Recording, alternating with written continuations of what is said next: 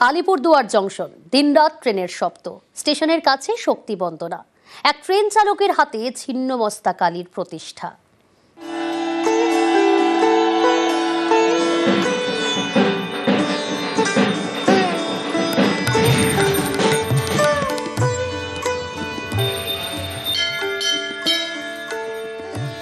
Alipurduar জংশনের Buxa feeder road, রাস্তার এক পাশে ছিন্নমস্তা কালী মন্দির।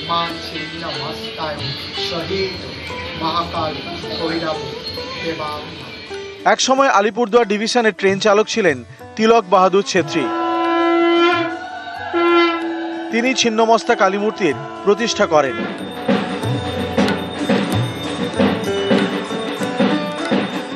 শিলিগুড়ি এক ছিন্নমস্তা মন্দিরে পূজা দিয়ে ওখান থেকে যখন আসে তখন আমাদের এইখানে শোয়ার সময় একটু স্বপ্ন পায় যে তুই আলিপুরদুয়ারে একটা মন্দির স্থাপিত কর, ছিন্নমস্তা মন্দির, অনেক লোকের কল্যাণ হবে।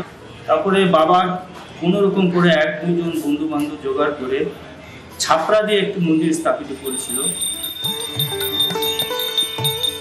আগে এখানে মন্দির ছিল না, প্রতিমা প্রতিষ্ঠা করার সময় ছিল বেড়া, পরে মন্দির তৈরি করা হয়।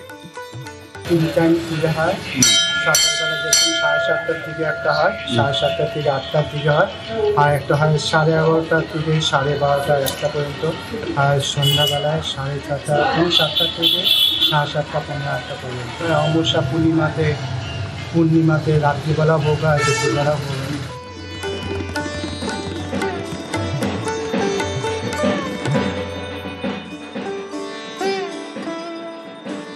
আলিপুরদুয়ার থেকে রাজকুমার কর্মকার, নিউজ 18 বাংলা।